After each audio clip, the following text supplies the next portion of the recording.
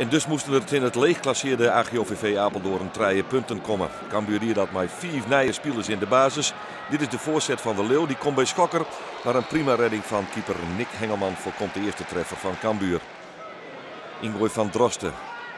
De terugkop terug Rozen. Komt de Leeuw in balbezit. En die kan hem krek net op een goal zitten.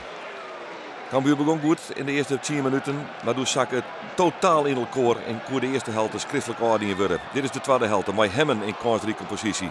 Maar hij weet sinds zijn oude club net te scoren. En ook de rebound van Rozen komt net op de goal. En zo bleurt heel lang 0-0.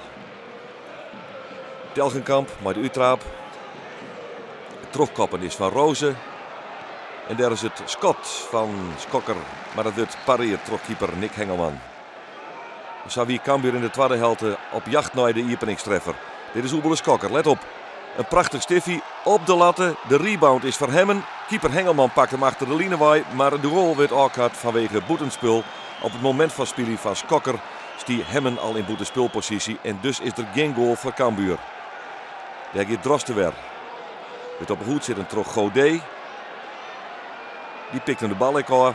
En dan is daar het tikje van Drosten.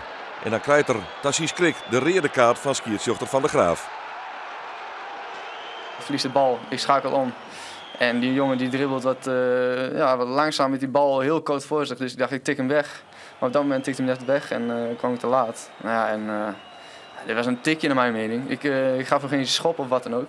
De scheidsrechter, ja, je schot hem bewust. Maar nee, absoluut niet. Dat was niet mijn intentie. In de slotfase krijgt AGOVV Apeldoorn nog een kans via reserveur, maar ik die gaat er net in. En dus eindigt Cambuur AGOVV teleurstellend in 0-0. Ja, het is even zuur, maar hier moeten we doorheen. En het positieve is dat je verdedigend als team zijnde niks hebt weggegeven. De tweede helft, wat ik net aangeef, de nodige mogelijkheden heb gecreëerd, maar niet omgezet heb in 100% kansen. En daar moet aan gewerkt worden. En je moet zorgen dat je zo snel mogelijk uit deze fase dat je komt en punten gaat pakken.